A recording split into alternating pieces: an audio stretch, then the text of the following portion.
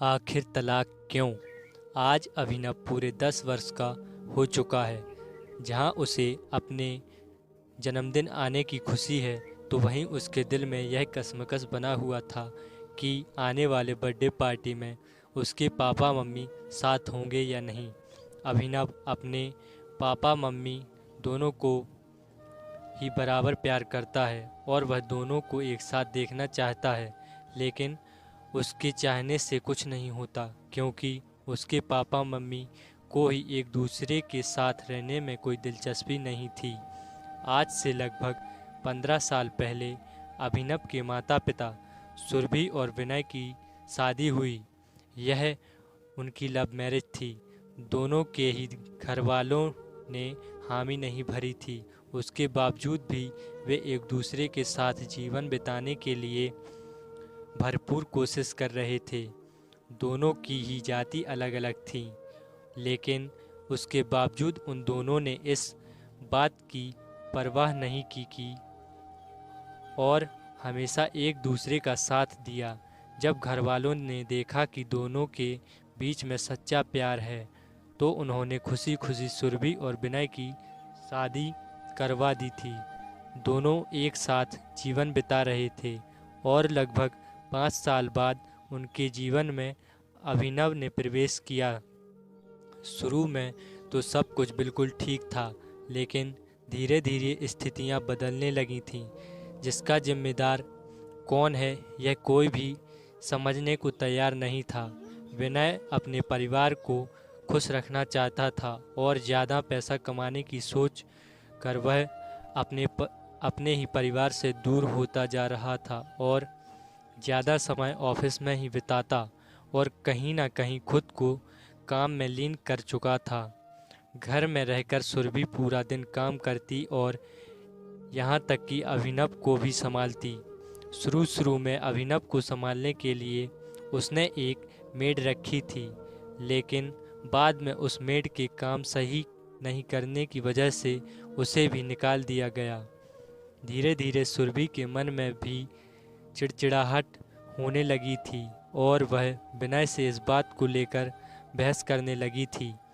बात धीरे धीरे बढ़कर यहाँ तक पहुँच गई थी कि अब विनय अपने घर में रहना पसंद नहीं करता था और कई बार अपने बेटे से भी मिलने नहीं आता था। सुरभि को यह दर्द अंदर ही अंदर खाए जा रहा था कि वह अभिनव को अकेले कैसे संभाल पाएगी, क्योंकि उसने देख लिया था कि अभिनव अब उसकी तरफ दिलचस्पी नहीं ले रहा था। थोड़े ही दिनों में अभिनव का जन्मदिन आने वाला था और वह पूरे 10 साल का होने वाला था, लेकिन किसी के मन में भी कोई खास खुशी नहीं थी। सुरभि ने अपने काम को जारी रखा और अपने बेटे के लिए एक शानदार पार्टी का आयोजन बेहतरीन रेस्टोरेंट में किया, जहां पर उसने अपने परिवार वालों के साथ विनय को भी बुलाया था। जैसे ही विनय उस हॉल के अंदर आया, तो अभिनव जाकर उसे गले लगा लेता है, क्योंकि आज वह अपने पिता को बहुत याद कर रहा था। अभिनव लगभग रोते हुए कहता है, पापा, अच्छा हुआ आप आ गए। आज स्कूल में सब मुझे चिढ़ा रहे थे, यह बोलकर कि आप मेरे बर्थडे में नहीं आएंगे क्योंकि आपको मेरी मम्मी के साथ नहीं रहना है। यह सब सुनते हुए सुरभि अभिनव को अपने पास ले लेती है, लेकिन अभिनव अपने पापा के पास से नहीं जाना चाहता है। अब वह अपने पापा के साथ ही केक कटिंग करता है और अपने दोस्तों से भी मिलवाता है। यह देखकर विनय को बहुत अच्छा लगता है, लेकिन जैसे ही वह सुरभि की ओर देखता है तो सुरभि मानो उसे बुरी तरह से इग्नोर कर देती है। इसी तरह से अभिनव की बर्थडे पार्टी खत्म हो जाती है, लेकिन उसके पापा मम्मी के बीच में दूरियां बढ़ती जा रही थीं।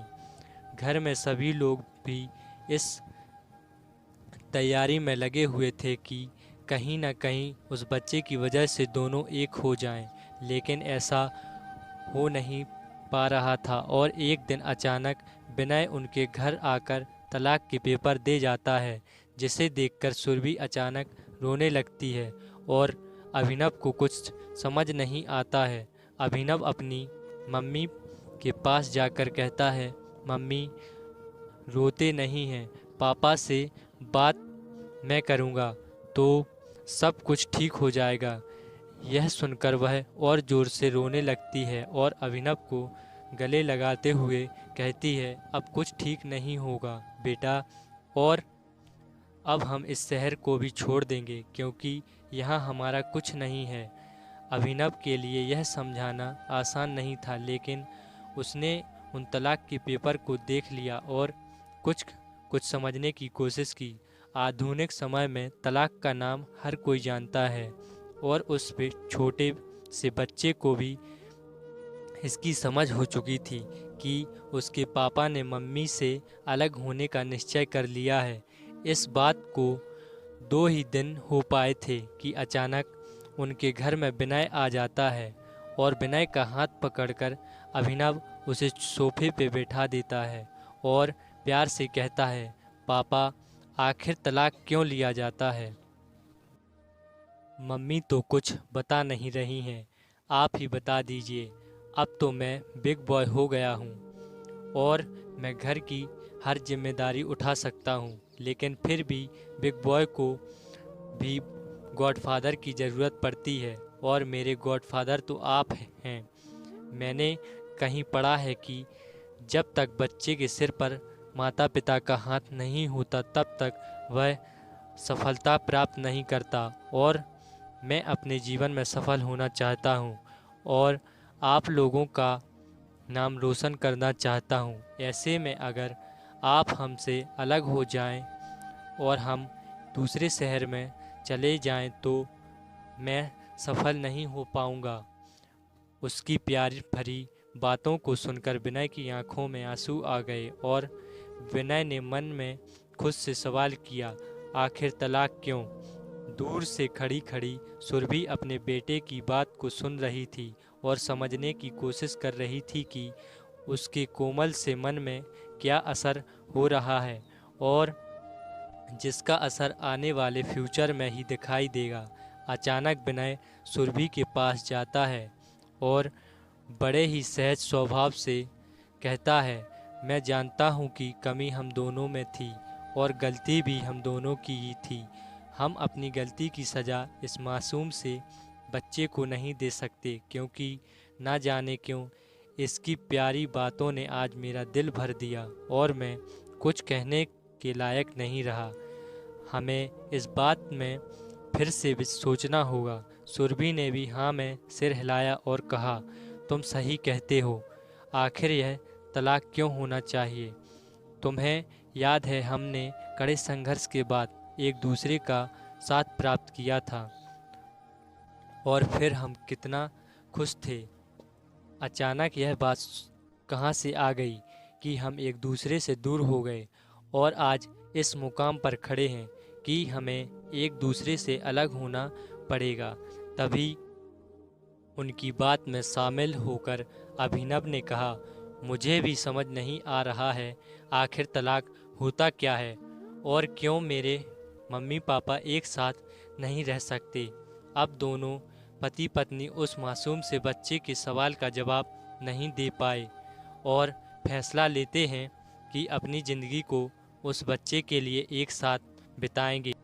जब दोनों एक साथ रहने लगे तो उन्होंने यह महसूस किया कि गलती चाहे किसी की भी हो, लेकिन उसमें भागीदार दोनों ही थे। अगर हम दोनों ही बैठकर अपने सारे गिले शिकवे दूर कर लिए होते तो कोई भी दिक्कत नहीं होती और इस प्रकार का प्रयास नहीं देखना पड़ता। आज अभिनव बहुत खुश है क्योंकि वह अपने मम्मी पापा के साथ छुट्टियों में बाहर घूमने जाने वाला है और फिर हमेशा वे लोग साथ में ही रहेंगे। कई बार ऐसा होता है कि हमारे सामने स्थिति को हम समझ नहीं पाते और उसके सही तरीके से फैसले नहीं ले पाते। ऐसे में बाद में हमें गलती का पछतावा होता है और हम कुछ भी नहीं कर पाते। आज के समय में तलाक के मामले बढ़ते जा रहे हैं, जिसका सीधा असर परिवार पर पड़ता है। ऐसे में अगर समझदारी से काम लिया जाए तो होने वाली किसी भी परेशानी से पहले ही निपटा जा सकता है और एक दूसरे के बीच सामंजस्य बिठाकर भरोसा जीता जा सकता है। तो दोस्तों, अगर स्टोरी अच्छी लगी हो तो वीडियो को लाइक करें और प्लीज़ चैनल को सब्सक्राइब करें। Thanks for watching this video.